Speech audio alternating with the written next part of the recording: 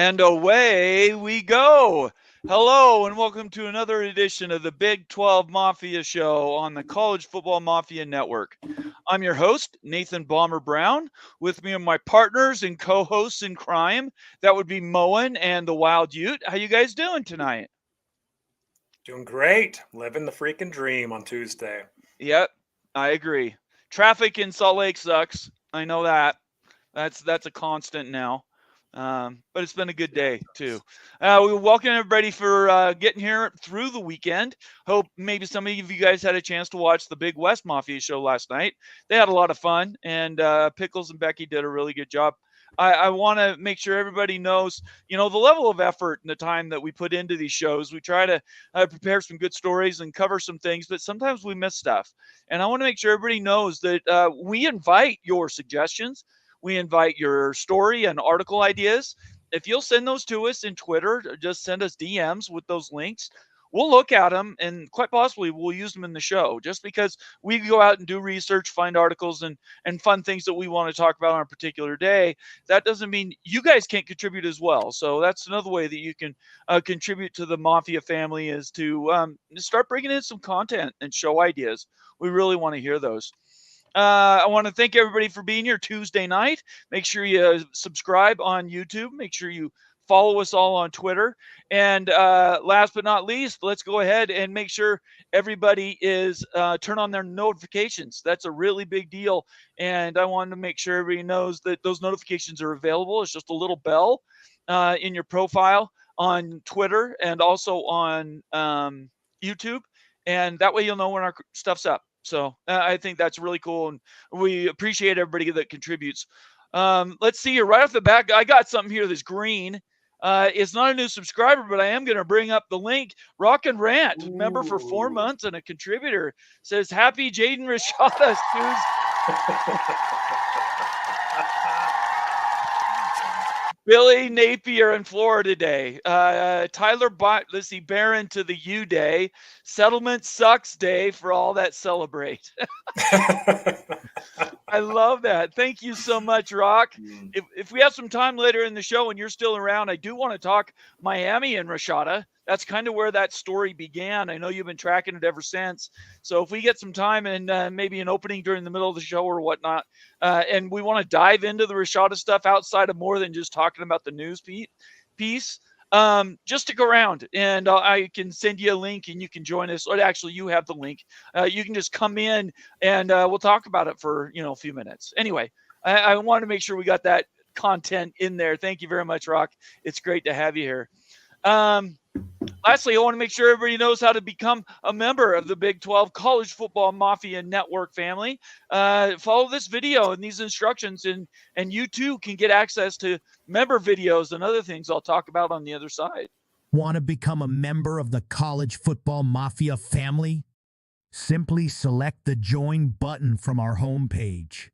There are several options with their own unique benefits to choose from.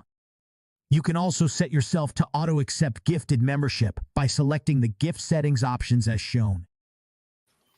All right. And then at the same time, just so you know, there are rewards to paying for those memberships. Let me really quick run those by you right this second. Bring this up. All right, here we go.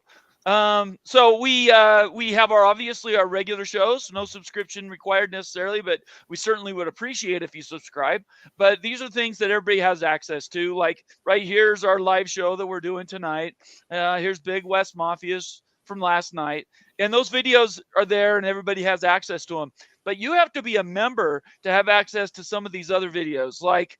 Right here, let's talk about a couple of these that are in lockdown for the Wild Ute University. You tell everybody what's going on with some of these videos. Yeah, the hokey horror. The hokey horror here. Everyone thinks that Virginia Tech's a slam dunk candidate in realignment game. Everyone's saying, hey, Virginia Tech's a fit for here or there in the SEC and the Big 12. And it might just shake out that way for the Big 12. But the data doesn't love Virginia Tech. Crazy as it is, the data actually despises Virginia Tech when you're measuring them up against other candidates that are in the ACC. And the hokey horror is all about really what the data says and what the model says, having a unbiased, no Michael Vick, no Frank Beamer view of Virginia Tech. And so it's pretty shocking, actually. Take a look at it. Very, very good. And then as we scroll down, we got this Coos Corner video. I don't think Coos is in the house, but this is on should expansion Big 12 add Duke if it implodes. That video is also in our members only area. And then there's this NC State. Is it the right fit, right? And you preface that one a little bit, Ute. Yeah, so taking a deep dive into NC State, if the Wolfpack backpack severs and NC State doesn't jump over to the SEC, as few of us feel strongly on this channel about. Some don't, but we've got a split decision there. Right. NC State is a pretty good candidate for the Big 12. So take a look at that video. While they're also not a model, the model doesn't necessarily love the Wolfpack. They fit better than the Hokies. So take a look, see what you think, and then let us know what you think in the comments. And then last but not least, we get to the timeline video here from Mo. And Mo, and tell everybody what timeline is. That's an alternative history. What do we take an inflection point in college football history and ask what if? In the arms race of 1995, what if the Big 12 forming, becoming the first super conference, led to other dominoes falling, including Notre Dame joining the Big Ten? All right, very good. And those are only just a few videos that we've got in our library now. We're really trying to focus on providing high quality content to members so that they get benefits for what they pay every month. So we want to encourage everybody to consider becoming a member. It's pretty easy. Just go to the College Football Mafia Network main page and sign up, and we'd love to have you in. All right. I think that's all the announcements I was going to do to lead out the show. Tonight, it's a lot of news. Just so everybody knows, a lot of news broke today. There was a lot related to the college football negotiations, House and other settlements, and what those could actually look like, what some are actually being voted on, which I still am confused on their process. The Rashada news, which we're going to go into probably a little bit later when we sort of make it through the headline time. And then there's a couple other things. So let's just start there, guys. Wait, let's do some shout outs. I always wait to do that. Make sure we have a lot of people in here before we do shout outs. So let's just start at the top. We got Ryan Willie, first in the house. Good to have you here, Ryan. Ryan's a member, High College Football Mafia. Good to see you. Joaquin Morales, another member, says, hey, Bomber, Wild Ute, Moen, and Immaculate, and College Football family. Mafia family, don't forget to smash that like button. It's free. Let's go. And Joaquin is a hero of ours because he doesn't ever forget us. Buckshot Kid says, oh, hey, at the College Football Mafia. Good to have you here, Buckshot.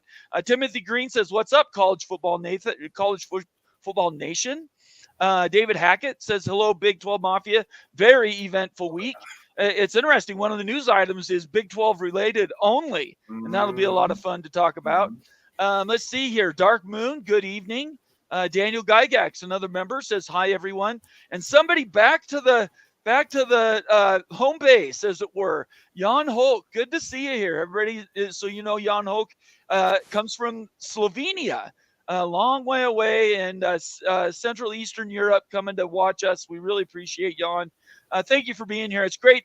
I hope you're doing okay, Jan. Let us know how you're feeling and how your post-surgery stuff is going and stuff. Let's see here. Laura Weiss, another member, says, hey, y'all. Ted says, in at least until the storms get here. So are we really with storms in the Midwest? I mean, tell us what that's feeling like over there, Moen. Yeah, it's not good. I think April, Ohio broke the number of tornado record touchdowns that we had. So that's crazy. Right now, it was 90 today. With the humidity, it felt like it was about 96, 97. We have a tree here locally. I don't know if you have them in Utah, cottonwood trees. We have cottonwoods. They're not indigenous or anything, but okay. Well, we have shitloads of them, and they just shed seed. They do. It looks like snow on the ground. Yes, it does. Yep. Yeah. So that's just been falling all day. So Well, prayers to all of you that are watching, whether you're watching this show or your families are out in this area where these storms have been happening. It's been from the north part of the country all the way down to Florida and all points in between. And we really care for you. So please stay safe and do whatever you can to take care of your families. It's pretty scary, to be honest. It doesn't make me happy when I think about it. Thank you, Illini Ted. Certainly let us know if anything changes. Mr. Ed Wayner says, hi, everyone. He's another member. Friends call me Sean. Says, good evening. Good to have you here. Let's see here. Let's see. Fatal Jedi 2672 says, let's go. Baller name. Yeah, we appreciate Jedi. That's okay. Mm-hmm. I prefer Sith myself, but Glenn Lumen, another member, one of the OGs of the Big 12 Mafia, College Football Mafia Nation. Glenn was probably the third or fourth subscriber that I ever got, and I appreciate you being here. He's in the Philippines. Glad you're doing well, Glenn. Congo says, sup, everyone. Jared Jones, Ohio State, back in the house. Good to see you, Jared. Been a minute. We missed you. I'm glad you're here, though. Don in Kansas says, hello, College Football Mafia. Minnesota Seminoles says, hello. Marcus Williams says, go blue. I don't know if I got you before or not, but Congo says, did ACC and FSU come to a settlement? Moen, did they come to a settlement? No. I didn't think so. No. Not that I'd heard in the news, at least. Let's see. Michelle Weintraub says, hey, College Football Mafia family. What's going on? Rock and Rand is in here. Sergeant Pickles, one of our contributors, says, good evening, all. How we doing? I think we're doing pretty good. Rock Chalk 94 says, oh, God, today is pandemonium. And it is. It sounds like it is. If we start to lose the track, if we're not covering a news item tonight that you feel is really important, don't hesitate to put it in the comment section. We'll catch it, and we'll certainly track that down if it's something that we missed, because there was a lot of news today. Daniel Gygax, hey, a lot of Mountaineers despise Virginia Tech too. That's surprising. We didn't know that. Yeah, I thought Virginia Tech was very popular amongst Mountaineer fans. I'm sure that's probably true. Let's see. Big Lubbock, the Hokies are garbage. Oh, gee. Everyone's slamming the Hokies now. I have no problem with the Hokies. Cleveland I always Rock, liked the Hokies. Yeah, I did too. Cleveland Rocks member says, good evening, gentlemen. Ready for another interesting show? We hope it is. Big Ears Bo, the Chokies would be a great addition to the AAC. Wow, they are getting hammered. Shonsky, another member, says, hi, everyone. Clay Johnson says, go blue. West Virginia Earl says, good evening, everyone. Almighty Finn says hello. Got a lot of singles in here, guys. We're doing really well. Let's see. I'd love to see everybody coming in. None says, go blue, baby. Boy, Moen, what's going on? I don't know. I think we have to spray or something. A lot of go blues here. I don't mind them. Thank you for being here, Michigan fans. Let's see here. Dallas Marquez says hello. Let's see. We're down to the bottom, and that's where we're going to end it right there. Dallas Marquez wins the award for the last comment from the beginning of the show. Good to have you here, Dallas. Thank you. All right. So let's start Florida State. Let me bring up that article. Doug Rohan from Rohan Law PC. Let me add this in. And then obviously we know these tweets or these screenshots on Twitter are always small. So I'm going to do what I can to show everybody what we're talking about. But Rohan Law put out this post today. He says FSU's second amended complaint is here. New count in the complaint. So they're adding additional things they're suing for. Sovereign immunity bars claim by the ACC in North Carolina. As we have seen, the sovereign immunity claim is getting more and more traction, with the FSU team here laying out that, one, the waiver of the sovereign immunity is required to be expressed. In other words, it can't be implicit. It has to be expressed. Rejecting the case holdings in North Carolina, suggesting the waiver can be implied. So that's something they're still arguing about. Two, the laws of another state cannot create a waiver where the domestic state expressly prohibits it. And he qualifies that by saying, we don't care what North Carolina case law says. Our statute says it must be an express waiver. So only an express waiver counts. Unless you guys know what that means, I'm going to skip that one. That one went over my head. The third one says the statutory provision in North Carolina, the sue and be sued clause is similarly inapplicable to create an implied consent where statutory Florida law only allows for an express waiver by statute. In other words, again, it has to be expressed. It can't be implicit. This part is fascinating to me. If there's any path to the Supreme Court, this may be a line of reasoning that has to be addressed. Again, not sure of the procedural hurdles to get this issue before the federal Supreme Court, but there seems to be a conflict in state laws that would have a direct bearing on the outcome of this case. He's going to work to learn more. So, what do you guys think about that? To me, the express versus implicit was a huge argument. And what I find really interesting about this is that Florida didn't come up with this on her own. They're actually copying the Clemson suit to pursue some of these lines of inquiry. What do you guys think about that? Go ahead, Moan. Yeah, Florida State finally declared sovereign immunity. That was because that's what we were all talking about before any lawsuit. We were, filed. yep. Sovereign immunity, sovereign immunity, sovereign immunity, Florida sovereign immunity, and Florida State did not file it until their second amended complaint. Right. The timing does seem late, but at least they got it in. You're right. They copied Clemson. They said, "Hey, let's go ahead and throw Clemson's argument in here as well." What do you think? I think the suit's getting more and more convoluted and complex, and it was already complex to begin with. Like trying to follow, Rohan's amazing at clarifying these things, and Right. We've paid attention to a lot of the legal language and everything. I get lost still reading that stuff. Like, really, what does this mean? Like, unless you're in that every day, it's kind of hard to understand really what that means for a layman, like just your average person and everything. I get a little lost, but a couple of things stood out to me. Number one, any comment about the Supreme Court, I think eventually this probably gets just sent up to the Supreme Court because you got multiple states warring on different fronts. Right. I think that this case, at the end of the day, gets decided by the Supreme Court, likely if it goes to distance, which we talked about before financially, it might be advantageous for the ACC to do that.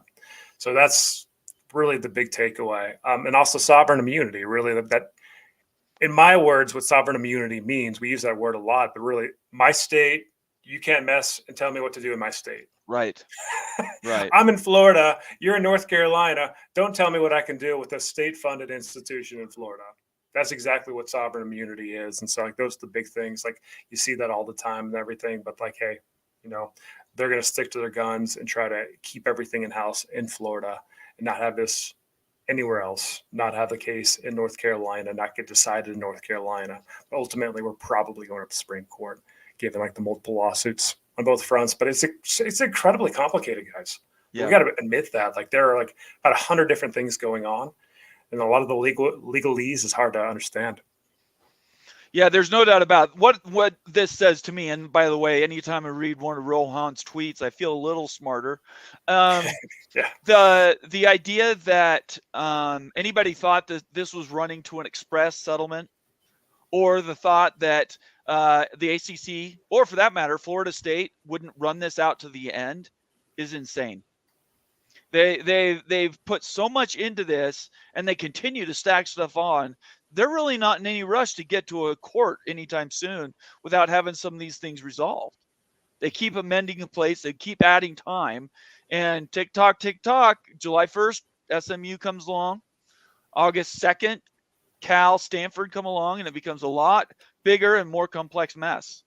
So when I see that stuff, what stands out to me is that this is still a long way going. And as our friend Immaculate told us before, the House lawsuit took, I think, 3 or 4 years to finally get to a settlement.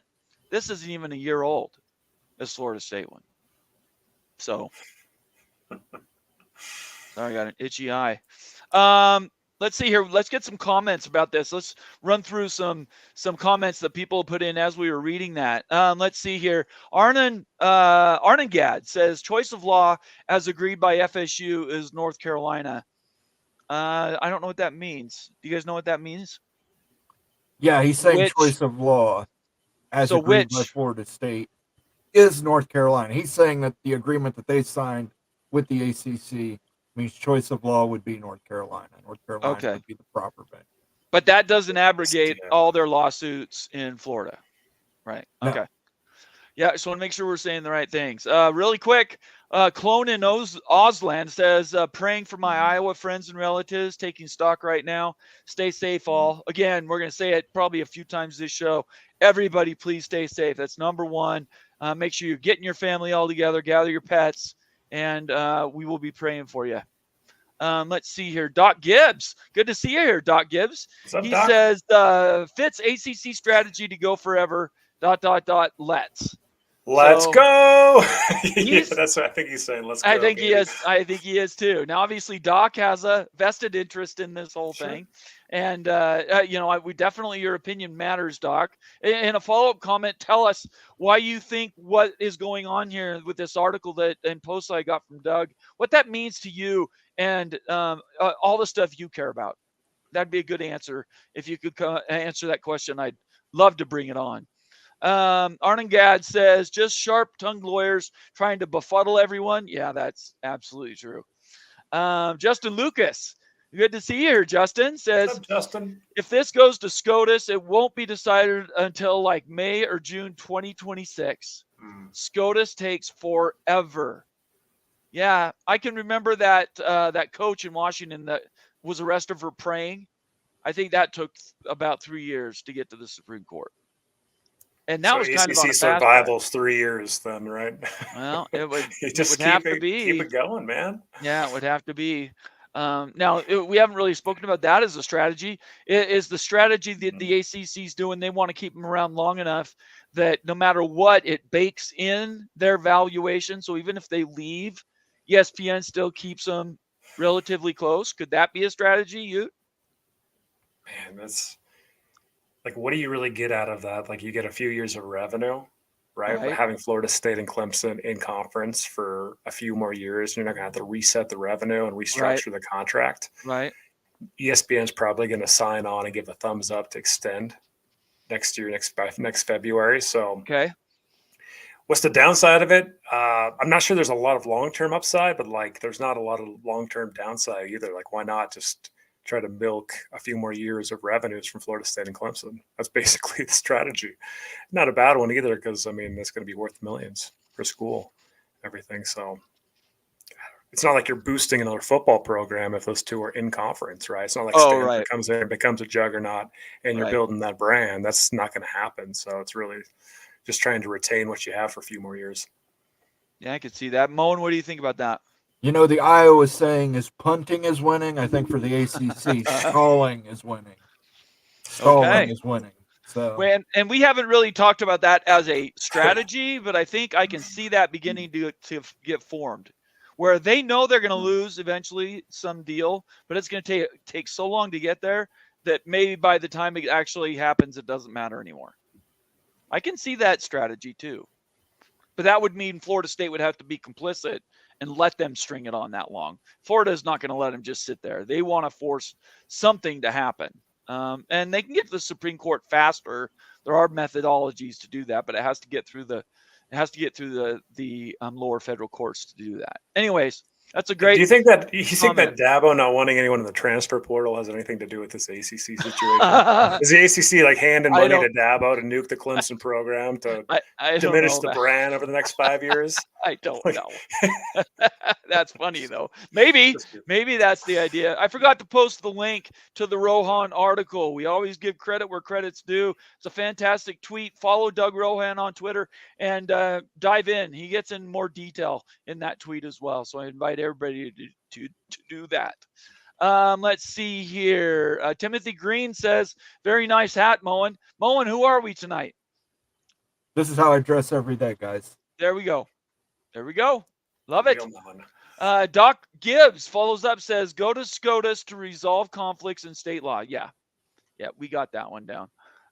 Let's see. Here's a question. When does North Carolina join the lawsuit? I think that is a question. Can they? With the Board of Trustees issues going on at UNC right now? And also the Board of Governors, like protecting the state. I'm not really sure. I think they'd have to kick it through multiple channels to file a lawsuit. I think there's some barriers to filing lawsuits that are political in state.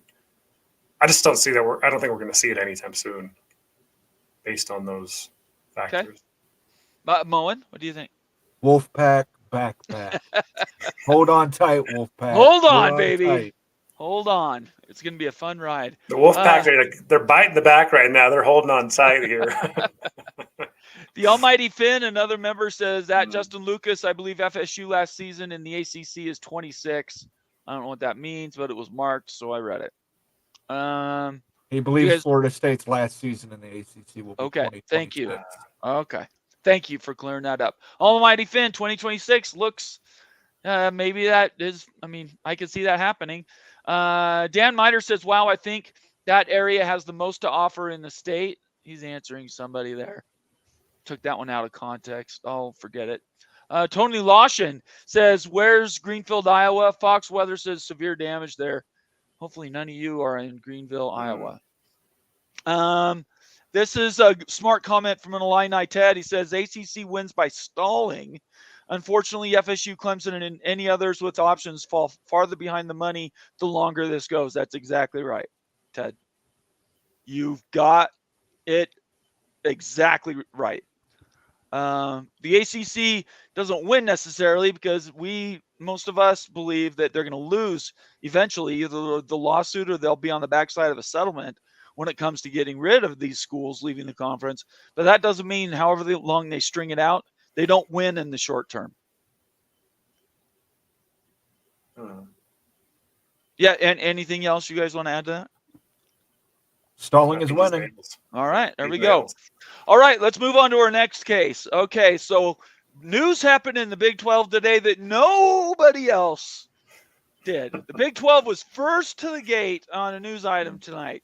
Do you guys know what that news item was? Yeah, voting for the settlement, for the House settlement. Yes, let me bring this article. Which is massive news. It is huge news. We're going to go through it in detail. Pete Thamel, his tweet, and again, let me post that link. Following Pete Thamel, following Amanda, is it Christophus? I want to make sure I get her name right. And all the Ross Dellinger, all these people today following this story is pretty amazing. And I want everybody to sort of follow along with us as we tell this story. So the settlement talks have been going on for the House versus NCAA and a few other settlement items, and they were trying to finish them all by the end of this week, which seemed crazy because it's been going a long time, like years. And to have them all of a sudden rush to be completed kind of surprised people. Over the weekend, there were news items that covered that. We're going to cover those in a little more detail so you can understand why some of these other conferences aren't happy about it. But regardless, this is the Big 12 Mafia show, and this is a Big 12 Mafia news item. Reading Pete Thamel says, Big 12 first to agree to settle House versus NCAA case. The unanimous vote among the continuing 12 members, OU and Texas abstained, paves the way for new era in college sports. Details are in his article. So before we get to the article, what does that tell you? That the Big 12, of all the conferences, the Big 12 was the first one to go. Brett Yormark's a baller. We all knew it. He gets stuff done. He takes the first step, gets important things finished. Just another example of it. That's exactly what that shows me. This is inevitable. Everyone's going to have to sign on the dotted line with this. There's no choice, but the fact that he wants to go first makes me very optimistic as a Big 12 fan. I agree with everything you just said. Moen, what were your first thoughts when you saw this? Some people run down a hill, some people walk. So Yormark's running down the hill? Yormark's running down the hill. The Big Ten's going to walk down the hill tomorrow. I think it's interesting because it is fait accompli, right? And they've tried to rush this out through the storms of bad news associated with it, with all the other conferences that aren't in the A5 conferences, yelling and screaming about what those details are, but they're not parties to the suit. So that's what I find really interesting. We're going to get into this a little bit, but the idea that there's this House settlement, and there's others that are with it, that bind everybody to the same settlement, even if they're not party to the suit. Did you guys know, or maybe we didn't even fully realize how that was actually going to work for those other conferences? And they broke it out, right? And they broke it out the payouts per per conference. We looked at that last week. There's like some weird algorithm, right, that they're using to formulate the payouts per conference, per team. Well, but it's like disproportionately hitting those smaller conferences more than it does the power conferences. That's Is it what's just weird. because of the volume, though? Because there's so many, right? It's because there's so many more schools and conferences below the A5. You're talking about 5 conferences versus 22. Right. But they also, those 5 conferences get all the playoff money for the college football playoffs. So it's not like that's even all the way across. Right, but the college football playoff is not controlled by the NCAA. Oh, I understand. So this is an NCAA settlement. So right. the cut that these schools are most worried about is the cut from their NCAA tournament credits. Okay, so let's talk about that. Let's get into the details. Again, following Ross Dellinger, let me bring this up, and I will make it so you guys can still see us. So that's bigger. Right on. I'm going to read this a lot. I'm going to read this. So I hope everybody can follow along. We'll try to answer questions. Please keep posting your comments. Ute and Moen will flag them for me. But so the title of this article from Ross is NCAA settlement proposal, strong objection from the Big East. We're going to use the Big East as an exemplar for all the other conferences that aren't the A5 conferences. Who are the A5 conferences, guys? Well, the Pac-12 was an A5 conference here. Right. You got the ACC, the Big 10, the Big 12, and the SEC. Those are the A5 conferences. Exactly right. Autonomous 5, which now is Autonomous 4. Why are we talking autonomous instead of power? Because they had certain voting rights and governance structure, and they had more authority within the NCAA to vote on how things looked as far as infrastructure. And we are just talking about basketball here. That's Talking the other about thing. basketball. The monies that we're talking about is all basketball monies. And out of the wings, out of the gray haze, we've got some news. Let's do this. Moen, Cleveland Rocks. Right, there we go. Let him cook. Let him cook now. Let him cook. I said, let him cook. I love it. Thank you, Cleveland Rocks. Go ahead, Moen. Yeah, those memberships went to Nunn, Bob Swanger, the Boro Dog, the runner-up. Friends call me Sean. Make sure you thank Cleveland Rocks in the chat for that gifted membership after this show's over. Feel free to run over to our members-only section, see all the quality videos that Ute has put out there in Wild Ute University and the stuff we have from Coos. And we would personally like to thank Cleveland Rocks because he's a winner. By giving us 5 gifted memberships. We greatly appreciate that, sir. Thank you, Cleveland Rocks. And I just want to thank personally you, and then I want to encourage anybody, if you received a gifted membership, consider paying that forward and getting other people memberships. Month to month, that's how we spread the news in this day and age. And I really like to encourage those who pay it forward always get rewarded. So thanks again, Cleveland Rocks. Appreciate it very much. Then we followed that up with Ryan Willie with a $10 super chat. He's also a member. Says, I disagree with the Godfather that the Big East shouldn't pay their fair share of the settlement. If they don't want to pay, don't offer sports. I love the EA college football trailer at Tony Chop Chop. Nice. Well, you know what I got to say to that? I do. Oh! I love it. Ryan. When you disagree with the Godfather, that's what you get. But I know he likes that Wisconsin. Everybody likes the trailer except Ohio State because Burt beats us by 52 points. Yeah, that was. I hate the trailer, man. We're getting burned by the CU buffed. I didn't like it either. Man, I wasn't happy. Shit. What do you guys think about this? Like Ryan's comment here. So Greg obviously thinks and supports that. That's not fair for the Big East to be shelling out as much. Right. Money. What do you feel? Because my opinion, I'm with Greg. You don't think the Big East should be shelling out as much as the A4? No. I think that all the other conferences who get so little of other money from college football and everything else, whether they have college football in their programs or not, it's not enough money for these programs to continue to plug along. It's disproportionate, in my opinion. How do you think it should have been structured then, if you disagree with how it is being structured? So I'm not a numbers guy. That's your area. But I would flip them. I would put them where the greater percentage was paid by the A5, A4. Instead of 60-40 split, I would have reversed it and done 40-60. And had the larger amount paid by the conferences that are in the power leagues. That's what I would have done. Or make it, at least slide it back to 50-50. That gets closer to where I think it's more equitable. But for these schools that basically get nothing from the college football playoff, knowing that that's where the big money is. How much are they paying per school here? Like, I mean, we can squawk about that, but how much is each Big East team paying? Like, we'll get to it right here in the article. I want to get to that. We'll talk. We will. Haven't made it there yet. Big East, they need to pay their fair share. Like, okay, well, we'll find out. We'll find out. Let's get ready to rumble. Okay, all I know is I'm not alone. I'm looking at comments here, and there's a lot of people agreeing with me. So, all right, let's get to the article, and then we can talk details. Okay. So again, this is Ross Dellinger, Yahoo Sports. This is in response from the Big East commissioner. Says once the settlement was proposed and out in the public, I think it was Thursday, Friday last week. Over the weekend, it set, and these smaller conferences didn't sit on their hands. They did some homework, and they immediately replied and said, no, no, no. So this is what the Big East says. In an email Saturday to her members in the Big East, Val Ackerman expressed strong objection to the NCAA's proposal on how it is determining back damages related to the consolidated settlement in the House, Hubbard, and Carter antitrust cases. Those are the others I mentioned earlier.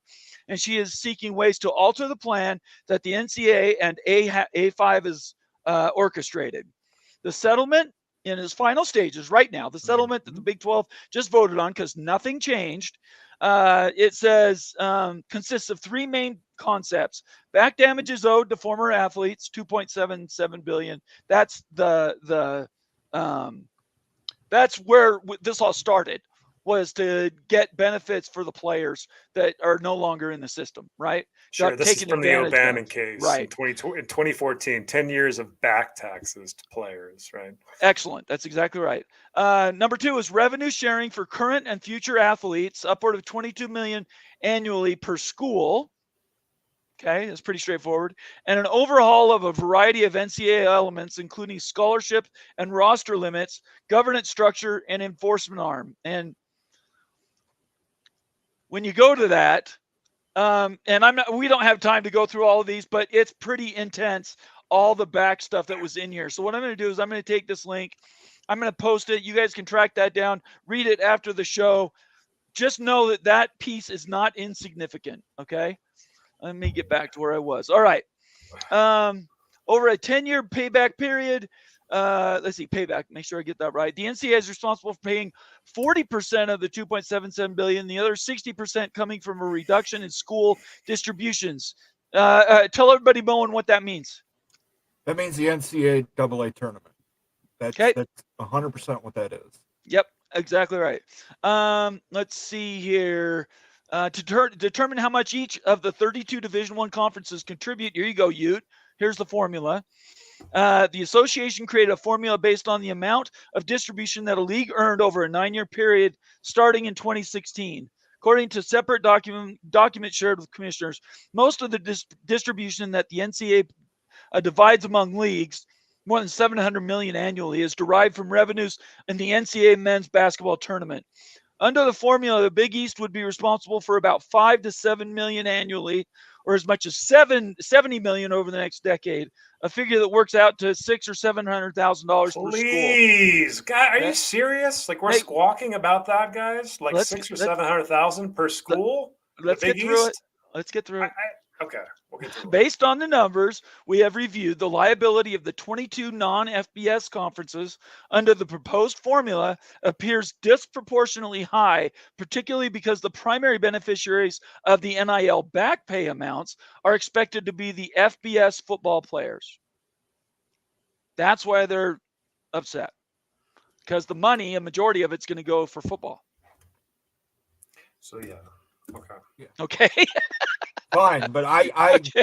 I'm not saying it's right or wrong. I do think it matters, though. This is just it shows how toxic and stupid the NCAA is. Here's the reason: the NCAA has to treat everything equally. Right. They can't give any like priority to a football player or anything else. Everybody's got to pay the fair share. But then, yeah, this disbursement doesn't really make a lot of sense, though. I guess this, as far as Okay. kicking it back to the football players, I don't know how. I don't understand that part of it, right? It's kind of crazy. I Mo, get it. Oh, Yeah, sorry. it's a class action settlement, and if you're part of a collective like the NCAA, you all have to pay into the class action settlement. Right. You may say that's not fair for the Big East teams, but they're paying same thing as other teams. It's just there's more of them. Well, I didn't say it wasn't fair. I don't like using the word fair. I made a mistake, put that in a tweet today. It's Had equal. to I'd unwind say it. okay, Okay. we'll go equal. Okay, We'll say there it's you go. equal. It's just volume Very good. disproportionately. So let me read that again. So based on the numbers we have reviewed, the liability of the 22 non-FBS conferences, which I do the math, that means there's a total of 27 conferences, 5 of them being the A5. Is that right? Yes, in Division One. All right.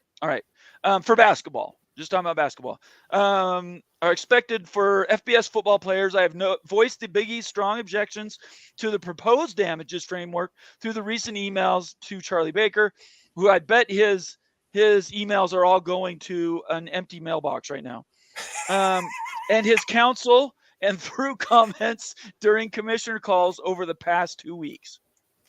There's a word in there that I think that we need to highlight, though. Let's go back up. Yeah. And I'm reading here that, okay, so particularly because the primary beneficiaries of the NIL back pay amounts are expected. That means it's not a certainty. They think it's going to be that way. Do you really think it's going to shake out like that? Or is it just going to be an even distribution, just like they took the money? I think that's probably, knowing the NCAA, I can see it just kick it to all the players, no matter what, not just the football players. Like, why do you have to send it to the football players? It talks a little bit further down in the article about who qualifies. Yeah. Basketball players do qualify. Women's basketball players qualify. There's a whole class, and they've got an allocation system figured out. So yeah, it actually spelled that out a little farther down. On other settlements. Sorry, I just need to get this tweet out to people so they know we're talking about it right now. Settlement talks. I had a lot of people asking me if we were going to cover this today, and so I want to make sure I'm telling people we are. All right. Hey, Mo, and Syracuse with the Big 12. Here we go. Here we go. It's not organic. It's not organic. Anyway. Oh, yeah, we could do that. It's a drinking game, so everybody knows we do have a drinking game. You hear Syracuse or Georgia Tech, take it back a little bit, but please don't overdrink, and certainly don't consider driving. Ryan Willie, $2 super chat. Cry me a river, Big East. Okay. He's so right. Cry me a river, Big East. All right. Let me keep going. So we start here up at the top. While Ackerman, let me just highlight where I'm reading so everybody knows where I'm at. While Ackerman and other non-FBS leaders plan to fight for a change in the formula, she is unclear how much time or leverage they have in such a battle with the leading defendants in the case, the high revenue generating football powers, Big 10, Big 12, SEC, ACC, and remaining 4 members of the Pac-12. Power conference leaders are planning to vote and in all likelihood adopt terms of the settlement in independent meetings of their board presidents and chancellors this week. We can stop right there because what happened? The Big 12 has already voted. So they were trying to get ahead of this with the news. It was dropped on them at the end of last week. They were given no notice or time to do anything about it other than fire off a couple emails. And this is just being given to them. That's the part I have challenges and troubles with. It's not the fact that what the payout amount is. That part isn't what sticks out to me. What sticks out to me is they weren't part of the process at all. And I realize they weren't part of the suit, but if they're going to be part of the liabilities, I think they should have at least been consulted. Well, let me ask you a question, Nate. Say you have Geico insurance and somebody else gets in a car accident. Should Geico consult you about how it is? It's a collective. Well, yeah, but the difference is you're turning around and asking them to write a check. Well, yeah, guess what? Your insurance company asks you to write a check every month to cover other people's accidents. But that's where the money ends up going, but that's not what I'm paying for. I'm paying for it to cover me. Well, that's what you think you're paying for, but what you're really paying for. It's part of the analogy. If you're in there for the good times, you got to be in there for the bad times. But if they're going to be there, they had no problem taking the NCAA tournament credits when they were getting their teams into the NCAA tournament, and their conferences into the NCAA tournament. So I don't think that they have a right to complain now when there's hard times and they have to kick in to help the NCAA out, prevent bankruptcy. Okay. I've got next one down. Do you want to say anything else? I don't know why. In hindsight, I don't know why the Big 12 even wants the NCAA to stay afloat anymore. That's what Gentlemen, I'm I've been serious saying about for that. a while. Like, if it's 20 billion, why don't you just let the NCAA sink? The NCAA obviously was trying to push this through as fast as possible just so it survives. But like, Right. what's the value add the NCAA provides? Why don't you just take the basketball tournament, do yourself, make more money? I And agree. also, football's already separating anyway, so I don't really understand the end game of that. Like, so if the NCAA files for bankruptcy, I wonder what the next steps would be. I'm sure that there'd be lawsuits at the conference level and everything, but I'm not sure it would be nearly as significant as this. So it's a little bit of a head scratcher, honestly. You want to add anything to that, Moen? I think it's a shield for the conferences. The NCAA as an institution is a shield for the conferences. It sounds better in front of Congress that the NCAA is doing this as opposed to individual conferences. Just like it's an insurance company. It's just, hey, we've got our coverage through the NCAA. But we all know there's no way Congress is going to pass anything close to anything to protect the NCAA this year. It's not going to happen. It's an election year. There's no way any type of law could be passed to Rock and support the Rant NCAA. actually, and Rock and Rant and I talked about this on Sunday. We have to look at the election map. I'd be interested to see who is up for senatorial election this year in the states they're in, because I think Ted Cruz is. I'm pretty sure he would pass it to protect Texas. I don't. Why? What do you mean? It's not protecting Texas. It's protecting the NCAA. Yeah, but it's protecting the schools under the umbrella of the NCAA as well. Well, we've had stories and we've spoken about it. Wouldn't we prefer the NCAA go away and just start something clean, drop all the garbage that's associated with it, and actually build something that's built for the NIL common college football era, rather than continuing to try to keep up the NCAA, which in my mind, and I've been saying for years, is one of the most corrupt organizations in all of sports. They've been stealing from members forever. I think you can do both, though, Nathan. I don't think they're mutually exclusive ideas. You can, okay, all right. You can have the NCAA and get more autonomous powers for the A5. But by keeping the NCAA alive, you're putting dead money to dead money. Yeah, you can create another arm, but I understand. I understand what you're saying about creating dead money, but again, it's a shield. They okay, think well, it's a we'll shield see. for them. We'll see. In an election year, I think there's zero chance this happens. But it is a good thought. The election map, what areas are up for the Senate? That's not a bad idea, but I just don't think this election is going to be so polarized this year. Yeah. This like is not never before. I don't think it's going to have anything to do with college football. All right, let's keep going. Again, this is Ross Dellinger, Yahoo Sports. Here's Jim Phillips. Wow, Jim Phillips. That should be a drinking game. He speaks. You see Jim Phillips. That should be a drinking game. He says this is a seismic shift in college athletics. It's not a matter of if it is going to happen. It's obviously happening. The settlement framework is another stressor. Sorry, I like to highlight these so everybody knows where I'm at. The settlement framework is another stressor between the power conferences and all other Division I members, exacerbated by disparities in football revenue and the new CFP distribution model. The power leagues are slowly preparing themselves from the lot, separating themselves from the lot. The marriage between the two entities, all together under the NCAA umbrella, is nearing a complete collapse. Before we move on, that's my point. That paragraph right there is my point. Right, but I would like to bring up a point. Is Jim Phillips actually going to hold a vote to get the actual vote, or is he just going to sign off on it? Because the ACC has done something like that before. So I just wanted to put it out there. That's an inside joke. If you didn't catch it, send Moen a DM and he will explain that to you. The new model may bind them together for the 10-year settlement duration. The new framework will include a separate governance structure for power conference only rulemaking, and enforcing. According to those knowledge of the plans, a similar structure is what was proposed in December by President Charlie Baker. And again, I will just say it again and again and again. When Charlie Baker proposed this last December, I thought it was a disaster out of his mouth. He's begging hat in hand for protection from the federal government because the NCAA can't manage itself. I just don't understand why we would continue to support that. Obviously, the Big 12, they're in on it. So I'm so confused as to why they would do this. I think Mo nailed it, though. I think it's a shield. The NCAA is just a shield that's protecting the conferences at the end of the day. So it just makes it a little, I guess, cleaner in some ways that the NCAA is the shield. You're just not getting hammered for different lawsuits per conference, per school. But without Congress protecting them, there's nothing that says they can't get sued again. Yeah.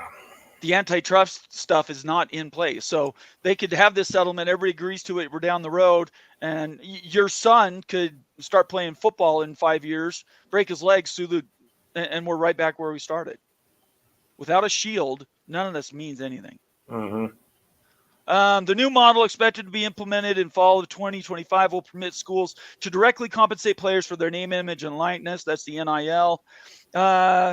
Revenue sharing concept that includes a quasi salary cap. The cap could start as high as $22 million per school. The revenue sharing element is permissive while schools are not required to do so. Those in the power leagues are expected to at least aggressively work with the cap hit amid a competing recruiting landscape. This is the first time I've ever heard this $22 million associated with each school and have it being the same thing, saying it's part of a revenue sharing salary cap. So if I read that and I'm thinking salary cap, I'm thinking like Premier League. They all can only spend what their advertising budget is. They can spend every dollar that they take in on budget to run their team. If it's NFL, everybody gets the same amount of money. Those are two different models. The Premier League means Ohio State can go out, and as long as they're bringing in a bunch of money, they can go out and spend it. The other model is NFL. Everybody has $22 million, if that's the number, Exactly. and that's all you can spend. It's more like the Premier League. So you'd have a $22 million complete top cap. You can't go above it. Right. The school doesn't have to spend that much. They could spend $5 million. They could spend Right. $7 million, $10 million. The competitive schools, the blue bloods, and the big time programs will all spend $22 million because that's going to be the cost of doing elite business at the top levels of college football. Moen, is that how you read that? I think 22 million is the base. Actually, I've heard numbers upwards of 35 million. Okay. But that still could be worked out. But you think this is actually a bridge to those conversations, talking about the collective, non-collective bargaining, and then these charges to the schools for salary cap? Correct. I think the conferences are going to weigh in too and decide who gets to pay what. For example, I think the Big Ten schools, with as much money as they're making, there was a report released today, they made more money than any conference in history on their 2023 financials. I did see that. I think 22 million is going to be, every school is going to have to pay that out. So that's the participation trophy amount, 22 million. Just to be in the league, you have to pay 22. I think everybody's going to have to pay 22. And I think the same thing's going to happen with the SEC. Not that I don't, maybe Vanderbilt wouldn't, but everybody else in the SEC would automatically want to do that. They make so much money. Why? I don't know why they wouldn't. Right.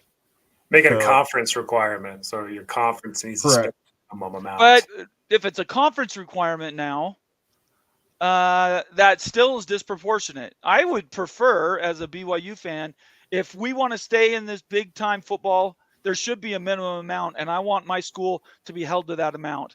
I don't want it to be the reverse, where you could pay the cap, or you could cheap out and go with 10 million. I would hate that. You've got Ryan Smith paying all your bills and stuff. Yeah, we're going to talk. Budget concerns are over, my friend, over there. BYU NIL is doing very well right now. I'm just talking in general, though, right? Eventually, let me ask an open-ended question, then we're going to get to the G5 part of this. Do you guys think if that dollar amount is put in, that that will be the final determining factor to separate the G5 football schools from the P4? Because at the end of the day, that 22 million is not something they can stomach.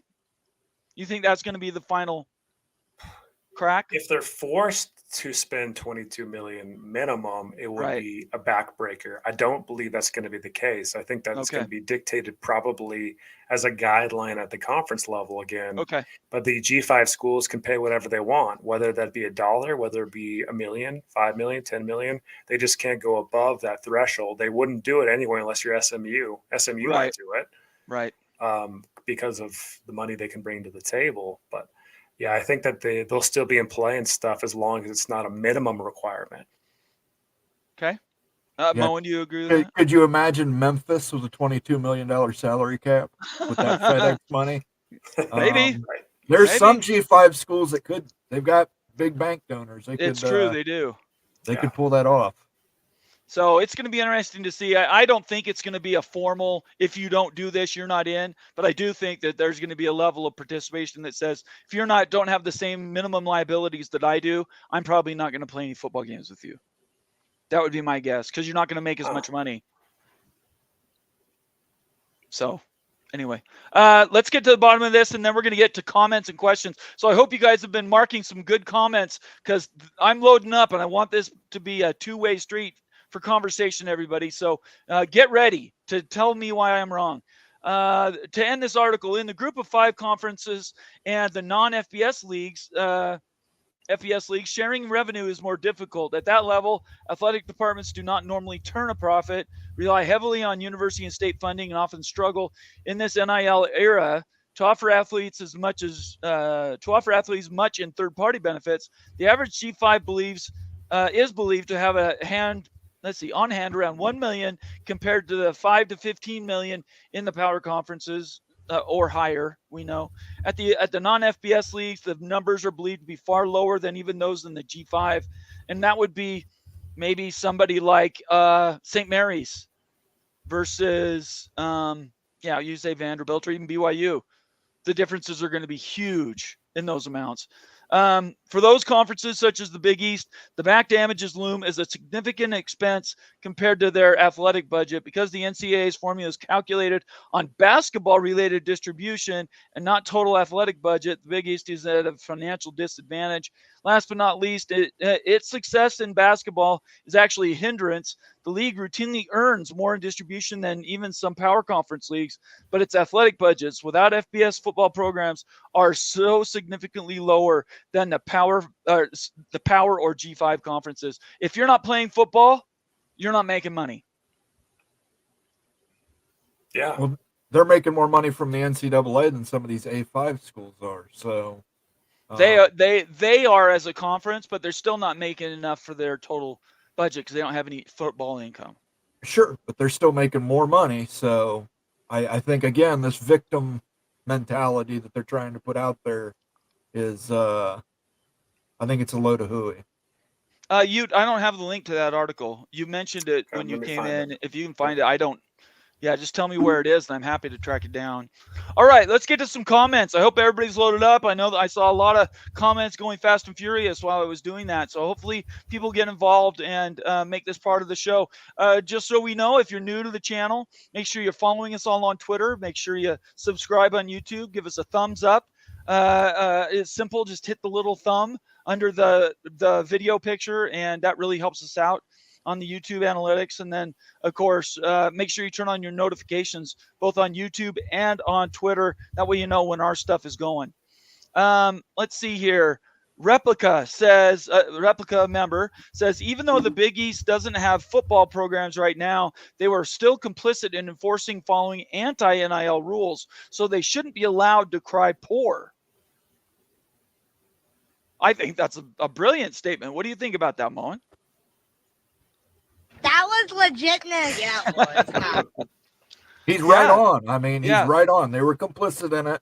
You can't say that we're going to take all this money from the NCAA every year for basketball distribution and then get upset when it's a hard time and, Agreed. In sickness and in health. And right now you're in sickness. So you want to add anything to that?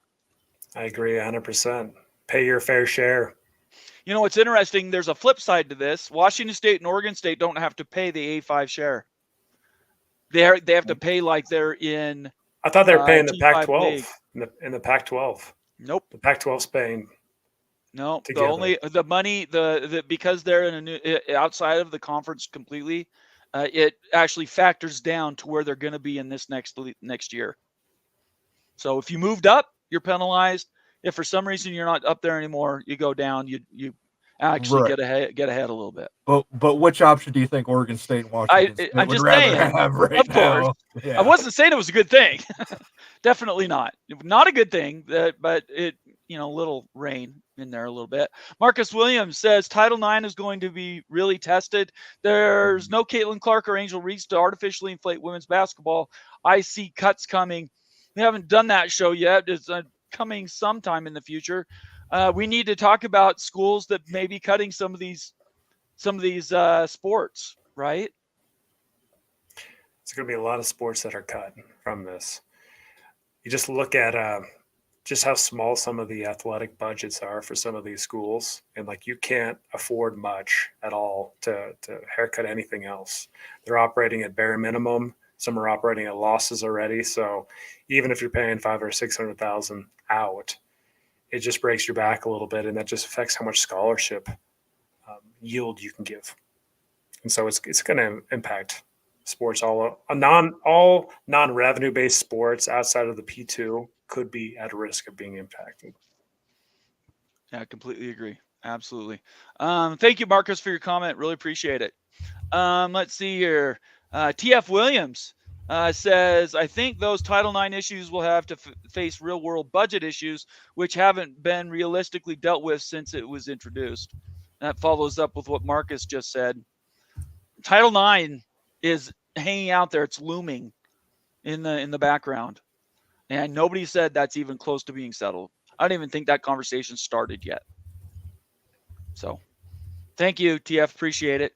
MH5 says, if you split up the NCAA, A4 does their own thing. Wouldn't that create more defendants and potentially shield G5 schools from these tort claims?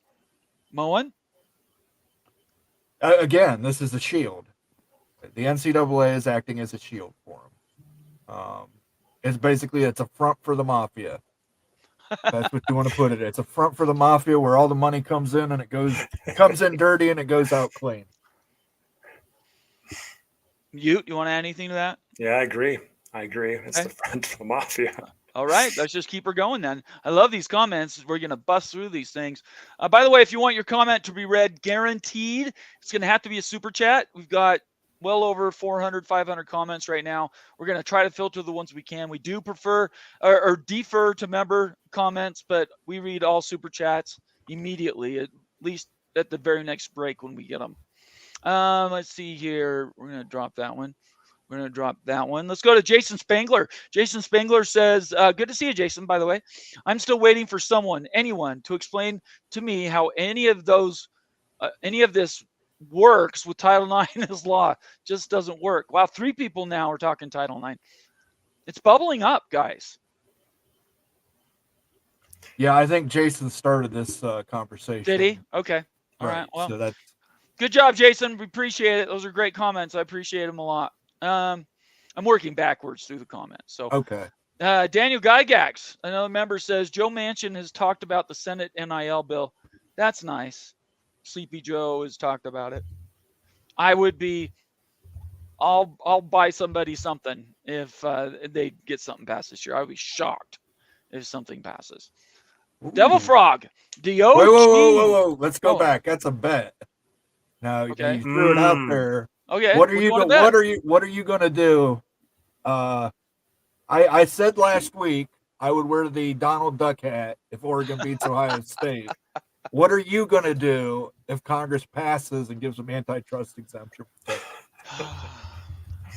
I'll file my taxes so they can have some money. I'd say you should have to wear a Utah hat. No, that's not happening. That's a Utah BYU bet. That's not. It has nothing to do with this stuff. I don't know. I have the luchador thing. I'm not going to do that again. If somebody sends a funny thing in, I'll wear a hat or something. Okay, I'll send you a hat. Okay, you send me something. It has to be tasteful. I'm not wearing anything with naked ladies or anything. It'll be clean. Okay, all right. Back to Devil Frog. He says ACC ESPN would probably hoodwink members into signing some super secret phantom clause that nobody is privy to and you can't go see because it's locked away somewhere. Devil Frog being funny. Appreciate it, Devil Frog. Rock and Rant says whether it's USC or UCLA or Big East, no prisoners. Man, Rock and Rant's coming in hot.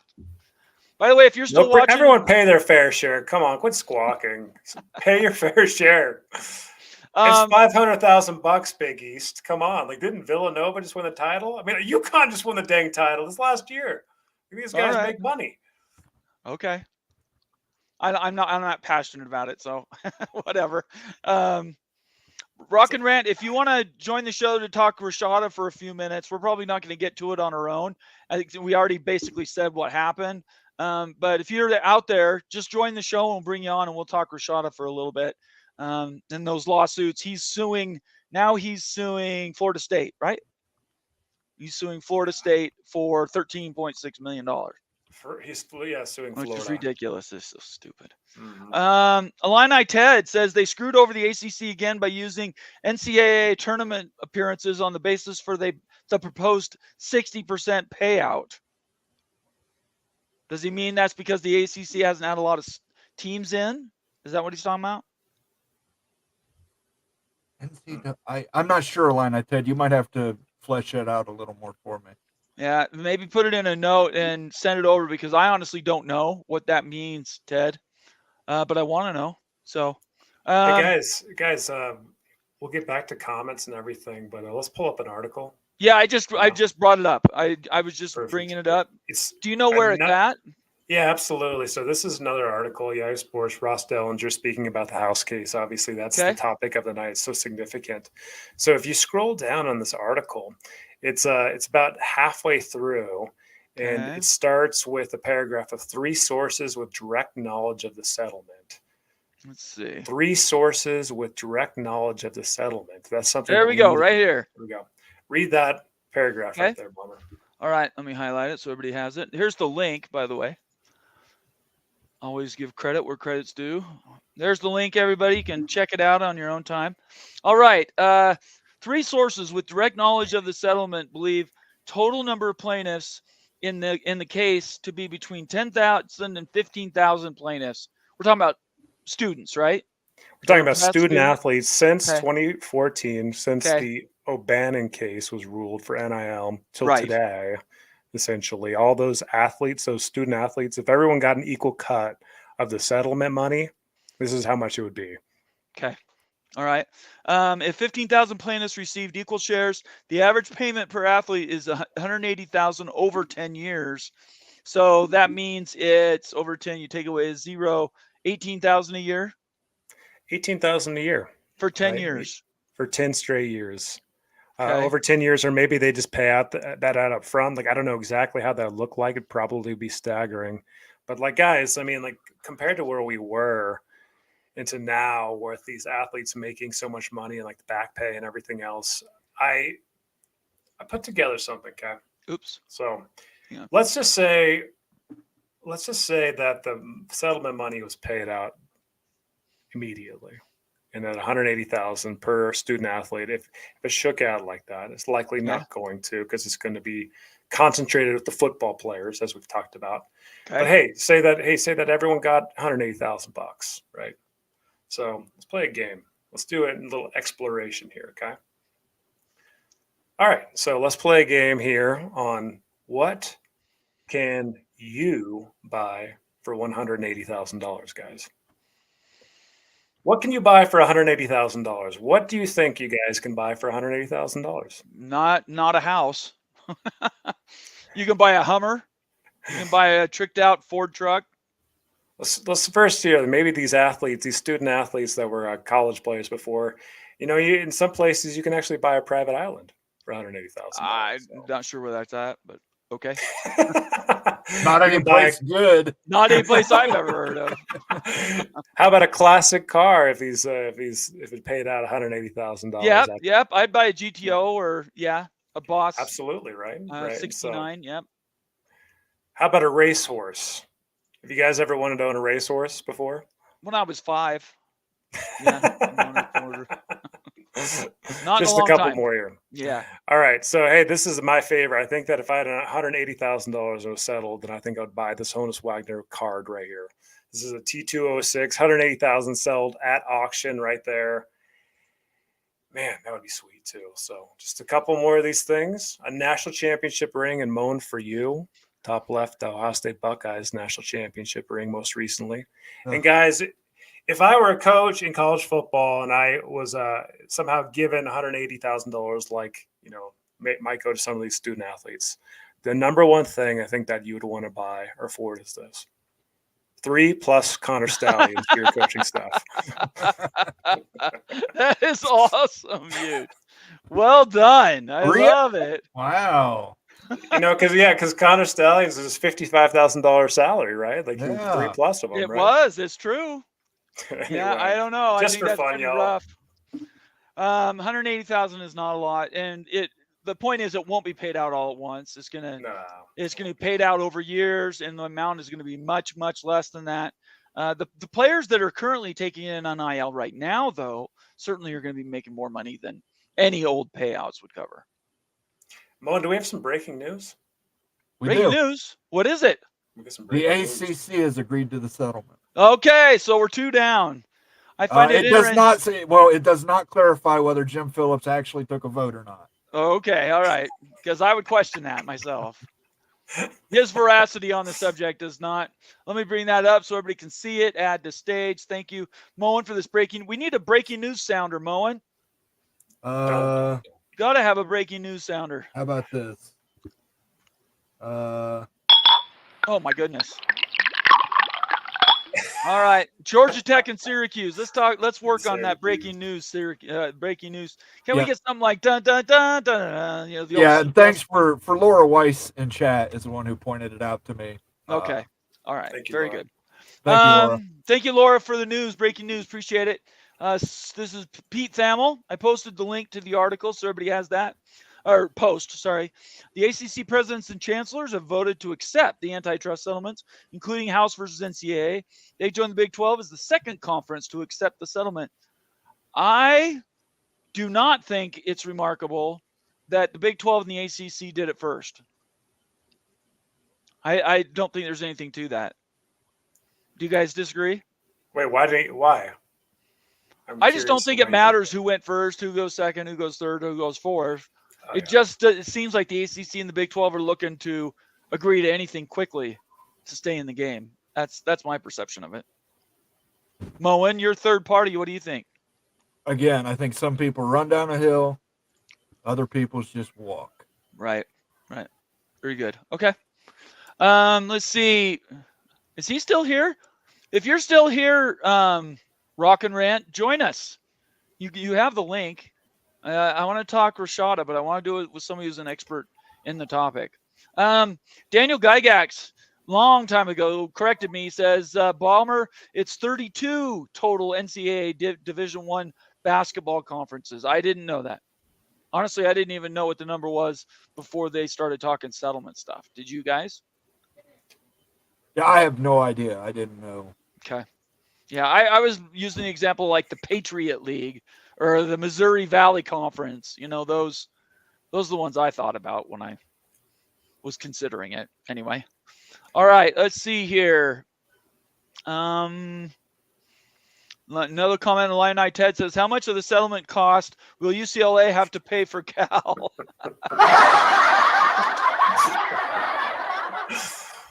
That's funny, Ted. Thank you very There's much. probably something there.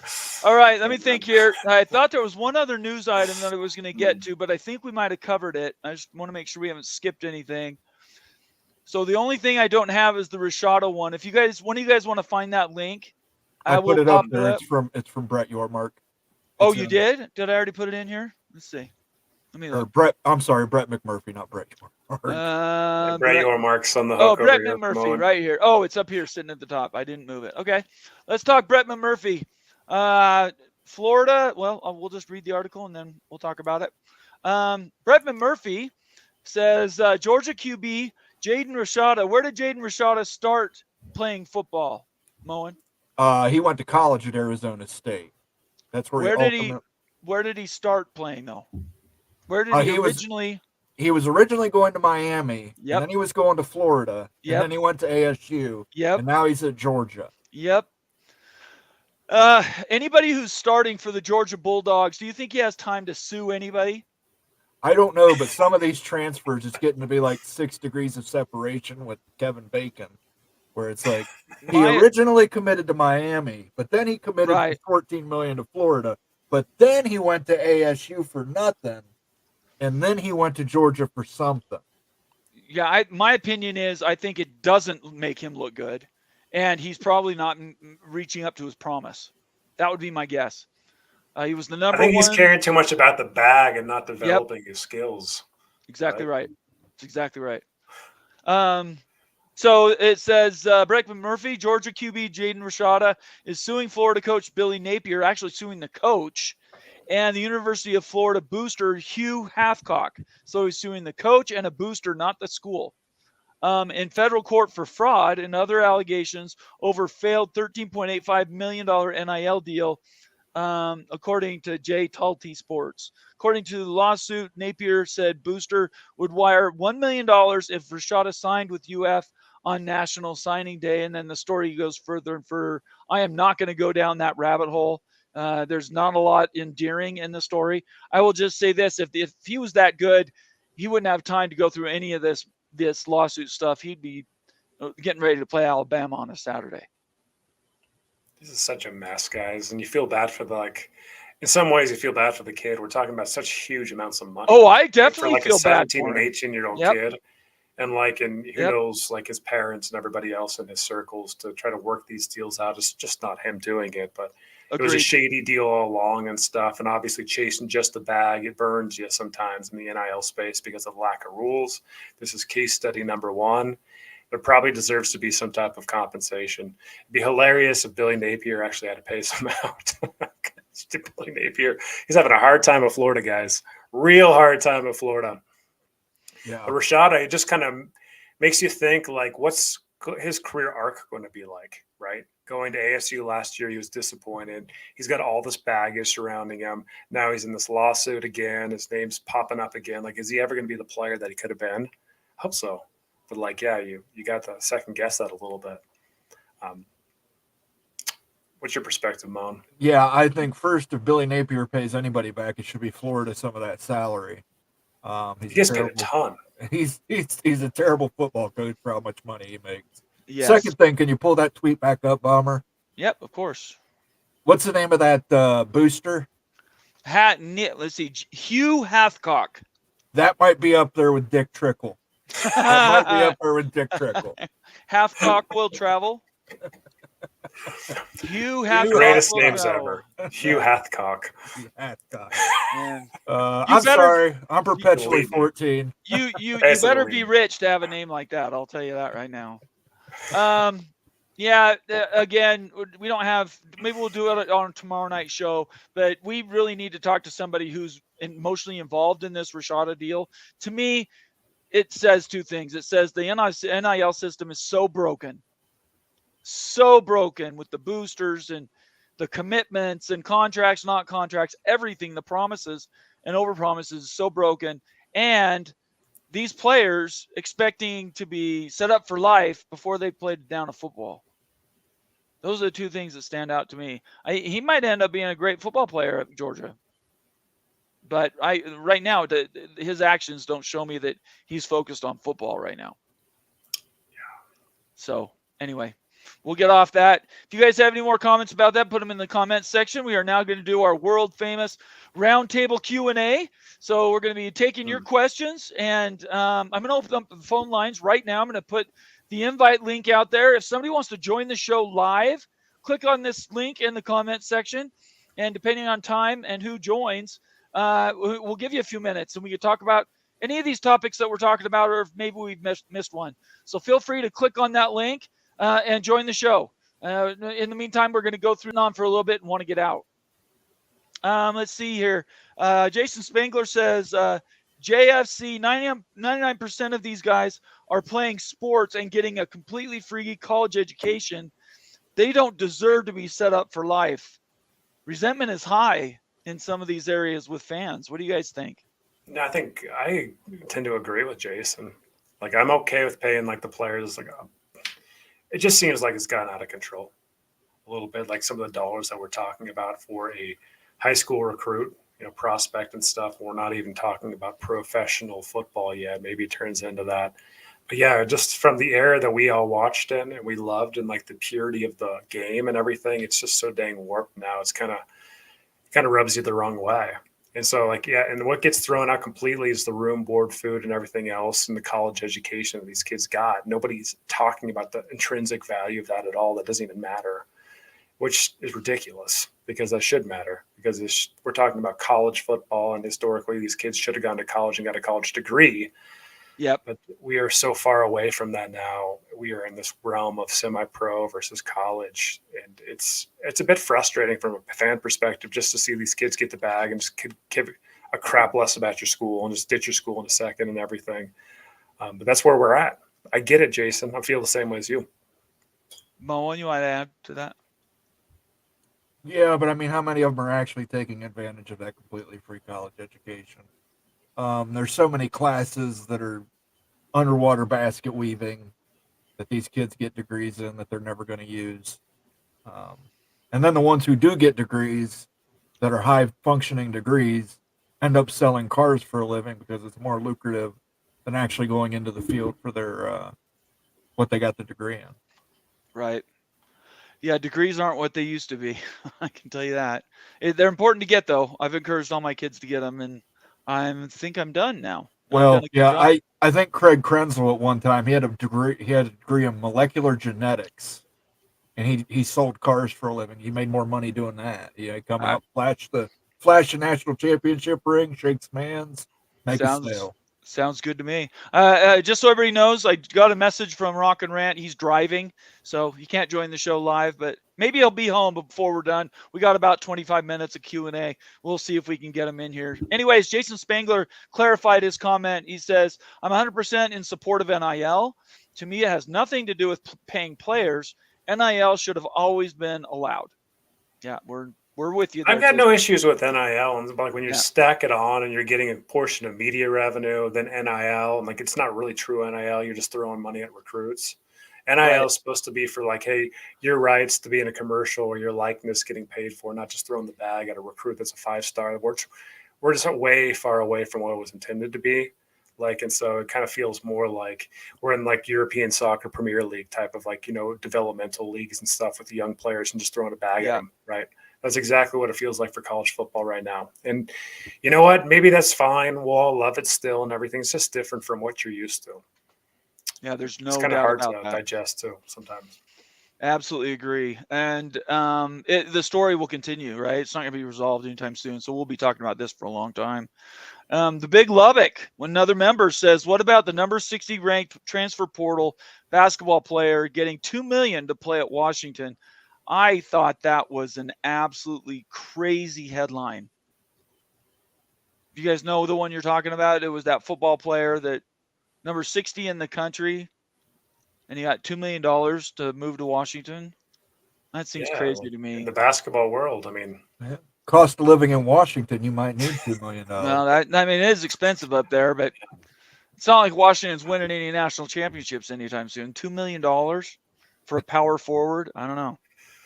Anyway, good comment, Big Lubbock. Appreciate it.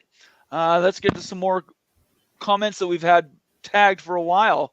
Let's see here. Sky says, when does Miami join the lawsuit? That's a good question. That's a great question. My answer, and then I'll ask you guys. My answer is there's no rush for them to join it. Just like North Carolina, they're going to wait until something starts to move with Clemson and Florida State. They're going to let them do the heavy lifting. Once everything's sorted out, they'll come in and sue and get out whenever they want. That's my opinion. What do you guys think? Why not? Right. No risk, all reward. Just let Well, Florida State. No attorney fees. Yeah. the risk is that. Oh, you're sorry. I thought you were saying go ahead and join the lawsuit. That's what I thought. No, you said. no. I'm saying they can Oh, sit okay. back, no risk. Okay, They're not right. taking any risk. Right. Let Florida right. State and Clemson do all the heavy lifting and then sneak in the back door there. Okay. That sounded weird. The way you answered it is like, wait a second. You guys think they should join the lawsuit? Okay. All right. Let's see here. Steve O. High Florida says, good to have you here, Steve. Regarding North Carolina State, when the big money in Chapel Hill starts talking louder, it will turn Board of Governor heads. Politicians don't like to piss off those who pay into their coffers. What do you guys think? I agree. I think that it's going to happen like that. I think that the more pressure that builds and builds and builds from the UNC boosters, there's going to be more influence. There's going to be more pressure, more pressure, more pressure. The SEC is not obligated to take anybody. This isn't a charity case. It's not. It's a business decision. It's a long-term business decision. And NC State, based on the data we've seen and everything else, just it's hard to make those dollars work for the both of them to go over the SEC. So I think that the pressure cooker blows up, UNC gets out, goes to the SEC, and NC State goes to the Big 12. I will say most of the politicians in North Carolina are Wolfpack alums. Right. Therefore, Wolfpack, Backpack. Yeah. Okay. Backpack. All right. Well, we'll soon. I was going to say soon find out. I don't think soon. We will eventually find out, though. Go Black 45. Good to have you here, Go Black. He says, Bomber, did you go to the BYU LSU game? Just so everybody knows, BYU never made it past the 50. One of the worst football games to watch ever. It was a waste of 2 hours. I think the game was one of the fastest ever because they didn't do anything anyway. No, I didn't go to the game. I watched it on TV like most people did. But he's saying I went, and those BYU fans were really nice and friendly. You're going to find that wherever you go. With BYU fans, that's just what we do. We give ice cream. Incorrect. Not true. a Rice-Eccles Stadium, not the University of Utah. There's BYU fans. That's a little different. Completely different story. That's in the bloodstream. Not my experience. That's in the bloodstream. That's different. That's different. That's the separated at birth Wild type Cougars. twins. Thank you, Go Black. Appreciate it. Thank you for the compliment. Let's see here. Tony Lawson. Joe Klatt reported yesterday that Fox Friday night's football schedule, here you go, Moen, will be released this week featuring Big and Big 12 schools. Thoughts on who will be on? Lots of West Coast teams are going to be playing those Friday night slots. I would think. Yeah, I think you're going to get like Oregon, Rutgers, Oregon, Illinois, Washington, playing against Indiana. You know, you're going to end up with schools like that, which is why we got the West Coast teams. It is. Because we don't like playing football on Friday nights here in Ohio. You want to add anything to that? I think Moen just absolutely nailed it. Makes sense in those late night slots to be playing West Coast football on Friday nights. Yeah, exactly. I think that's just a value add to the conference.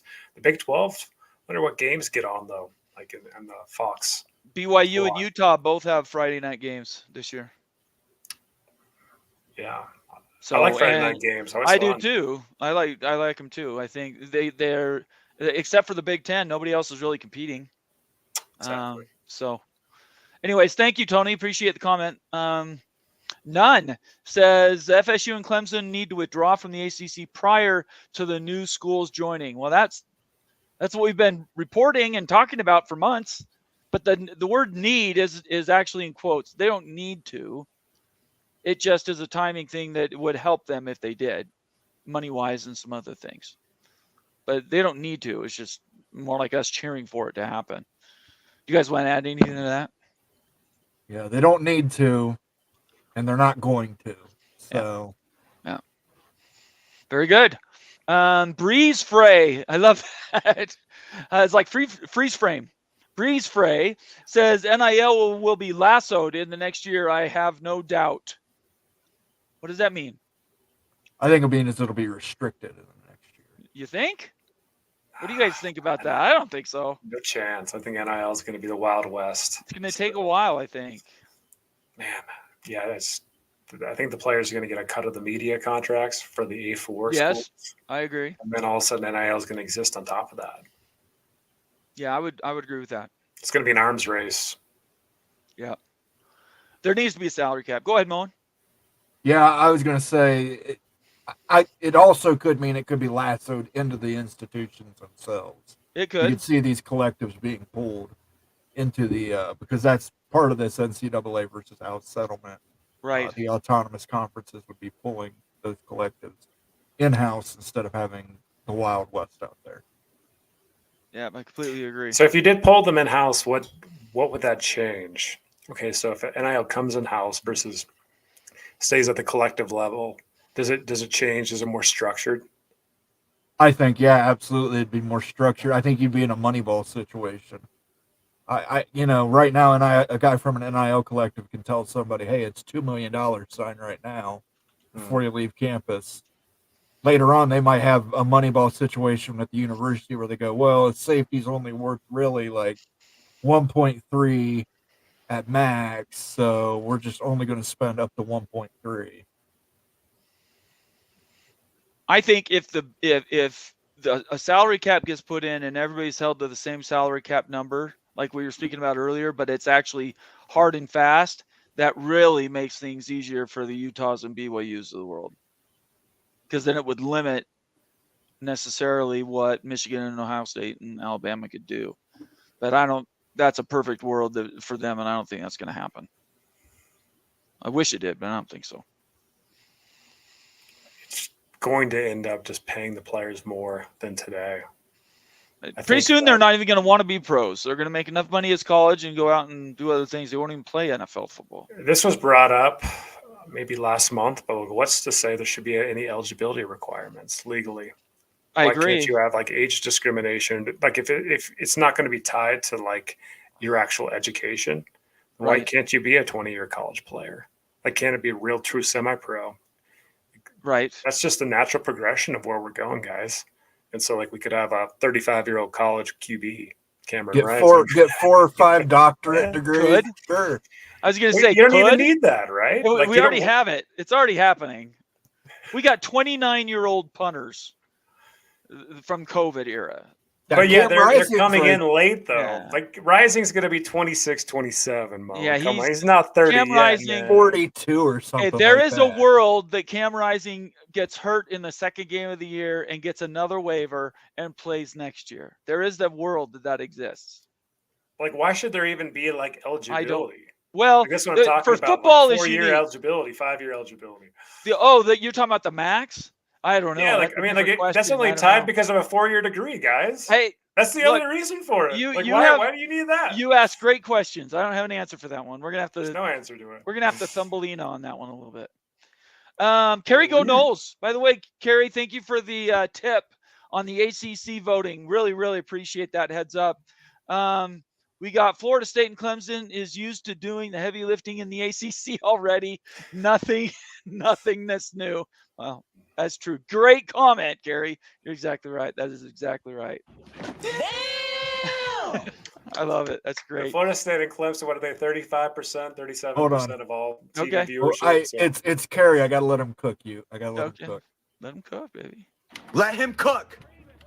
Let him cook now. Let him cook. I said, let him cook. I love it. Go ahead, you. You demand, Gary. But like, yeah, Florida State and Clemson account for 35 to 38% of all ACC TV viewership. So yeah, you're right. You do all the heavy lifting now. You lose Florida Right. State and Clemson, man, that contract, that ACC contract, Conference on the is in new real trouble. renegotiation. Let's see here. Sergeant Pickles, again, with 10-month member. So he was one of the original OG subscribers. Thank you so much, Pickles. Says college can be like soccer where you age out at 23. What do you think Age about discrimination. Age discrimination right there. I mean, if they're going to be employees, guys, if we're talking about them as employees, right? that? I don't think Right? they're going to be employees, though. I don't do. think I it's think gonna, they're I think they're certainly going to be employees. contractors, not employees. Age discrimination. That still would come into play, though. Like, Moen, what do you think? I think 10 months. When I saw that, I love it. thank I you so love much, it. Pickles. Appreciate it. Thank you, Pickles. Jen Knoll is in the house. Good to see you, Jen. Thank you so much Jen. for being here. We got to get you on a show soon. I'm doing one tomorrow night. Get a hold of me. Let's talk. We can wrap up the second of 3 for the closeout of Vanderpump Rules season. I'd like to talk about that. Jen for $2 gives us a super chat. Just get my team out. And hey, loves. Yes. Thank you so much, Jen. Great to see you. I hope you're doing well. Stay safe. We know there's lots of storms and stuff in through there. And where she lives has been hit quite a bit. So Jen, Carey, all Knoll fans out there, how do you feel about the stall tactic game that the ACC is playing? Like, you know what they're doing. They want to keep you basically like in a jail right now, like the ACC jail. Jen, I'm going to send you an invite. Do you have 3 minutes to talk to us? Because I think that's a great question for her. I think Jen's going to go on an absolute rant. So let's do it. Let's get it. So, Jen, I'm going to send you a DM. Just give me 1 second. And if you have a second, join us. And we want you to answer this question because it came up today. And I'm not sure.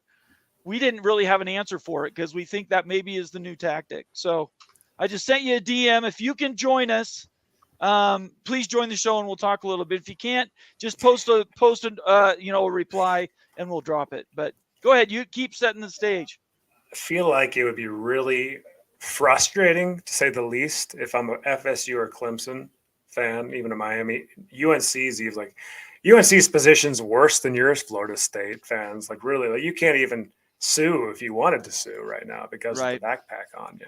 But Florida State fans have got to be so dang frustrated. Like, you're in this prison, unfortunately the prison's not even full of like a lot of money. It's just like half full of money, right? Like, you want it full of money. So like this prison, how do you get out? The other tactic is to keep you in the prison for as long as possible to make money off you. I don't know. It's tough. I think that there's something to this idea that they stay in long enough to re-up the contract because they're still in the ACC, and they hope that if they can drag it out long enough that at some point that contract will basically earn its value back, even if they end up losing some because Clemson and Florida State leave. I think there's some logic to that. I can see that, from a very common sense perspective, I can see how that could play out. If you extend it, it's got to go a long time though. 4 years, maybe 3-4 at the minimum. If you extend it out, in theory, like best case scenario, Florida State, Clemson don't grow, they stay flatlined, and you have another brand in the ACC lift that can basically support your conference going forward. Right. That's got to be like best case scenario. Like, maybe it's UNC, I don't know, pick Syracuse or whoever, right? Pitt becomes like a national power, and all of a sudden if you lose Clemson and Florida State, it's not as painful viewership wise. And plus, if you can play stall ball for 3 to 5 years, then you're going to get out of this really bad media cycle, this recessionary media rights cycle. Then all of a sudden you could renegotiate, hopefully, right? I mean, sports content is supposed to be still going up in value in the future, maybe not quite as substantially, but maybe, just maybe, things might turn for you in the future if you're the ACC. But like for Florida State standpoint, like you're warring against that. You want to get out. It's hurting you every minute that you're staying in the ACC. You're not growing anymore. You're shrinking. Completely agree. Jen, I hope you're seeing that invite in your DMs. And she replied saying, sure, she joined. So we're just going to be patient here and wait for her to join. But I think the Florida State / Clemson sort of petri dish is really what's going to determine where we end up if the ACC can stay relevant. And the best way to do that would be to string it out. So it's a tactic. And it's very abnormal because everybody's always in these scenarios settled, right? That is right. Everybody's done it because you have no choice really, because you've got teams don't want to be in your conference anymore. They're causing issues. It hurts your brand and everything else. But this is so unique. Here she is. She had to go and get pretty, right? She didn't hear me. Can you hear me? Yeah, my headphones went out. There we go. Hey, guys. That's okay. Let's check in first. How are your kids doing? How are you doing? Good. How are you guys doing? We're doing all right. We've missed you. I know. Okay. I went, I traveled for a couple of weeks and then, It's okay. We'll do it more. It's not a problem. Not everybody gets to hang out with Peter Warwick. So if you want to be jealous, wow. I am jealous. I'm already jealous. Yeah. Like at a bar, hanging out. Oh, cool. I mean, so jealous. He used to wear the best bling, though. Peter Warwick, he had the best gold necklaces back in the day. He was big time bling. Sure. Yeah, for sure. Yeah. So everything's going okay? Renegade Report, everybody's doing well? Yeah. Excellent. So, I started a new show, which is just me making fun of people, which is so fun. Okay. And, that comes on Mondays. Where's my So- invitation? I haven't received an invitation for some Well, reason. we just started it 2 weeks ago. Okay. And All right. yeah, so I think we were kind of trying to get our bearings with just Okay. us doing it, because it's a friend of mine and I doing it. Okay. But it's on the same channel and it's so fun and we've had a big time doing it. Well, good. I'm glad. You definitely deserve to run your own thing, and I'm around. So if you need at all support, I'd love to come in and just shoot the breeze with you. Yeah, Jen, I mean, we've it's got. Go ahead. oh no, I was just gonna say it's just a roast show, so it's not like for like news. Right, Just letting anybody know that. Okay. I understand. Yeah. I don't care. All I'll right. go on and talk about anything. Okay. All right. So you heard us talking about it. You Yes. you flagged us. We did talk. We started the show out with this at the beginning, saying maybe we can sort of see through the haze a little bit this strategy that they do try to string it along. The ACC tries to stay around for 2, 3, 4 years, just enough time to get them past this next re-up in February, and enough time to maybe earn some of that value back. So when Clemson and Florida State do leave, and we all know they're going to leave at some point, Yes. they keep the same contract. Does that sound like a strategy to you? It sounds like the strategy that they're doing right now. That's Okay. exactly what it sounds like. I don't know how much of a strategy it will be as far as the legal system is concerned. Like, I get it. Legal things can be drawn out, but when you have something like that look-in, as Jim Phillips wants to call it, Right. this is a big deal. This is something that maybe some of the teams didn't exactly know existed, right? Right. This is a big deal. And this is something that I don't think the ACC is going to be able to drag out, just to keep Florida State and Clemson, because of course they want to keep Florida State and Clemson. Of course Right. they do. Right. Of course they do. And I would be using the same strategy if I was them. Like, let's not pretend. That Okay. is the exact thing that they're supposed to do. But I think at the end of the day, they are leaving. And I think the ACC is just drawing it out. I also think that this jurisdiction is going to totally end up in Florida. I really do. We read the latest tweet from Doug Rohan, how he's talking about where that's going back and forth and who's deferring to who. What does it look like? What does the horizon look like right now? I just think it's going to end up in Florida. And honestly, if the ACC was smart, which, If the ACC was smart, okay, that would be a new day. Long if that pause. was actually yes. I just think they've got to sit down, just like the judge in Florida said. You've got to sit down, have a conference, and work this out, because if it does get moved to Florida, does the ACC, and the judge even asked them, if total jurisdiction is granted, and because Florida's a whole different animal, right? It's a whole different animal. They could actually lose everything, including their buyout amount, if they lose the suit. Right. So to me, it's insane. And also, it seems like the South Carolina attorney, the judge there, is a little, I don't know. I think this could be an interesting case. I think they both could be interesting. And I think the ACC would do themselves some favors to settle. I understand why they don't want to. I totally get it. But again, I don't know. Does anybody else get this feeling that North Carolina's all their infighting and the fact that they're kind of going broke a little bit has kind of messed up their flow? A little bit, yeah. And if North Carolina stays in the ACC and allows this to just continue on to just serve them and Wake and Duke, maybe it won't go away. Okay. I don't know. I don't know. You got a follow up. I'm curious, Jen, what are your thoughts and what kind of emotions are evoked when you think about the ACC holding you in hostage in the conference? What are the thoughts there? You understand from their perspective, but I'm curious from a Florida State fan, really what's going on inside your head with this? Honestly, I don't exactly blame the ACC, to be honest. Because why wouldn't you try and hold on to those properties, you really Right. don't have anything else to hold on to. So I totally get it. I'm a money person. I work in finance. So yeah, I get it. My issue almost is really with and ends with Stan Wilcox.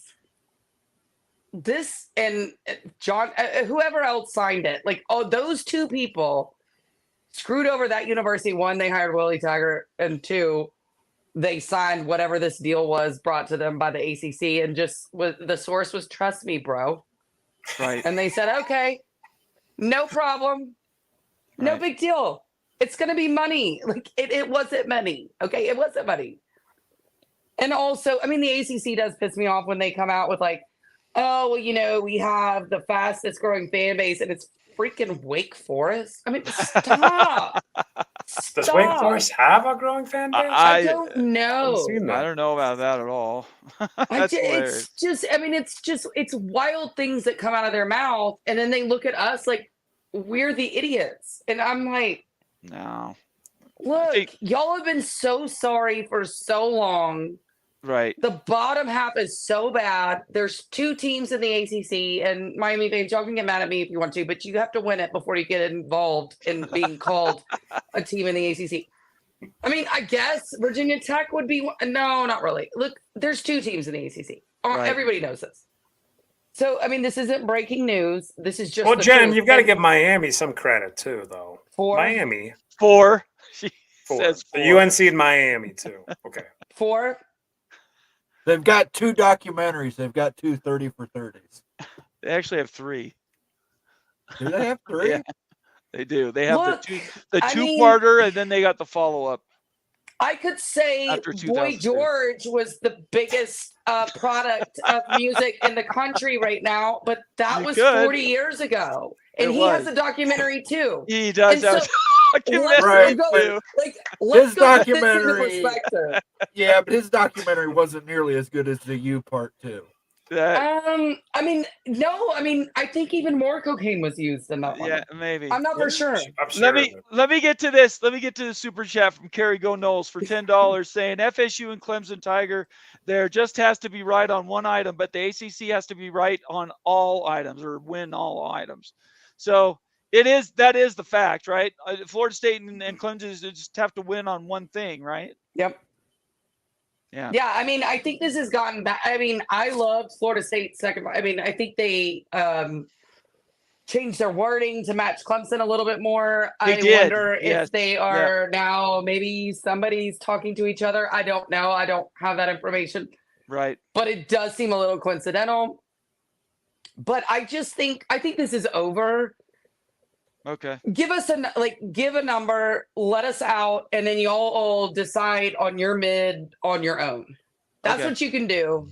Yeah. I mean, just Yeah. be mid together and enjoy it. North Carolina, Jen- you're in it too. You're in it too. You're mid.